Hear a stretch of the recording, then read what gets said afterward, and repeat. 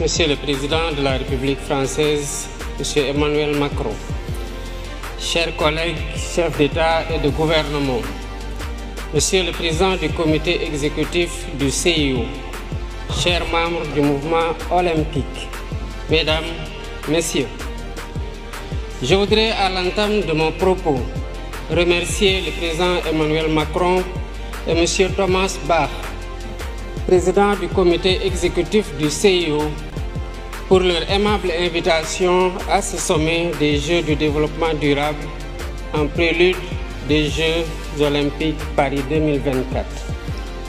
J'adresse à la France, pays hôte, et au mouvement olympique mes meilleurs vœux de succès pour ce rendez-vous de l'excellence sportive mondiale et de la fraternité humaine. En nous réunissant ici sous le sceau, sous la bannière de l'olympisme, nous faisons vivre toute la tradition antique de la trêve olympique, célébrant les idéaux de paix, de sécurité et de compréhension mutuelle entre les peuples. Cette tradition nous rappelle que le sport n'est pas que compétition. Il est aussi une humanité qui rassemble les peuples au-delà de leurs frontières et de leurs différences. C'est tout le sens de la résolution de l'Assemblée générale des Nations unies sur l'édification d'un monde pacifique et meilleur grâce au sport et à l'idéal olympique. Cependant, force est de constater que l'idéal olympique est aujourd'hui mis à rude épreuve par la tragédie de la guerre, de la violence sous toutes ses formes et des inégalités sans cesse croissantes au sein et entre les nations. Mesdames et Messieurs, ce sommet qui s'inscrit dans la continuité du pacte de Paris pour les peuples et la planète et la perspective du sommet de l'avenir en septembre prochain à New York nous interpelle sur l'urgence d'œuvrer de façon plus résolue à la réalisation des objectifs de développement durable. Inspiré par l'idéal olympique, notre rencontre devrait sonner le réveil des consciences sur les inéquités persistantes d'un ordre mondial historiquement dépassé. Si nous voulons que les choses changent, il nous faut changer les règles du jeu. Je pense à l'évasion fiscale, aux congés fiscaux abusifs et aux autres flux financiers illicites qui privent nos pays de ressources vitales au financement du développement. Je pense à la question lancinante du traitement juste et équitable de la dette ainsi qu'au système de notation biaisé sur l'évaluation du risque concernant l'Afrique. Je pense aux conditions inéquitables de la transition énergétique, quand certains partenaires interdisent le financement à l'étranger de sources d'énergie fossiles, y compris le gaz, alors qu'ils continuent d'utiliser eux-mêmes des sources beaucoup plus polluantes comme le charbon.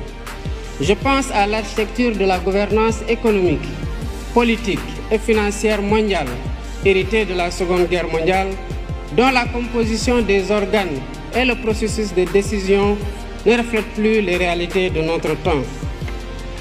À maintes reprises et à juste titre, le secrétaire général des Nations Unies a alerté sur le risque de fragmentation d'un système international obsolète et non inclusif. À l'évidence, un système qui perpétue le statu quo et ignore les besoins légitimes de sa grande majorité crée les germes de sa remise en cause et la recherche de voies alternatives. La mutation du groupe des BRICS en un sud global plus large montre à quel point le système international est contesté et combien il urge de le réformer pour le rendre plus inclusif, plus juste, plus transparent dans l'intérêt compris de tous. La réforme est possible si nous y mettons la volonté politique nécessaire. Excellences, Mesdames et Messieurs, dans 2 ans, le Sénégal accueillera le premier événement de l'olympisme en Afrique avec les Jeux olympiques de la jeunesse. C'est un honneur que nous partageons avec notre continent. Merci au président Thomas Bach et merci aux membres du CIO pour le choix unanime porté sur le Sénégal pour abriter ce rendez-vous historique de la jeunesse mondiale. Conformément aux engagements convenus, Nous préparons l'événement en tenant compte de 3 impératifs.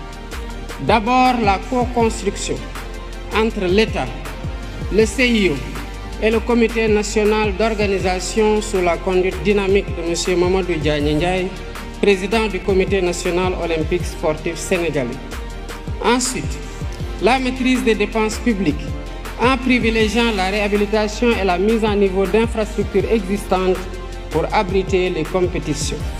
Enfin, le suivi renforcé des questions de sécurité, d'hébergement, de transport, de restauration et de santé, entre autres. Je remercie le CIO et tous les partenaires qui nous accompagnent pour faire cette première de l'olympisme en Afrique une fête de la jeunesse du monde et une réussite collective dont nous serons tous fiers. Je saisis l'occasion pour attirer l'attention du sommet sur le fléau insupportable du racisme et de la discrimination raciale qui continue de gangréner le sport dans un contexte de banalisation des discours haineux et xénophobes. Face au racisme,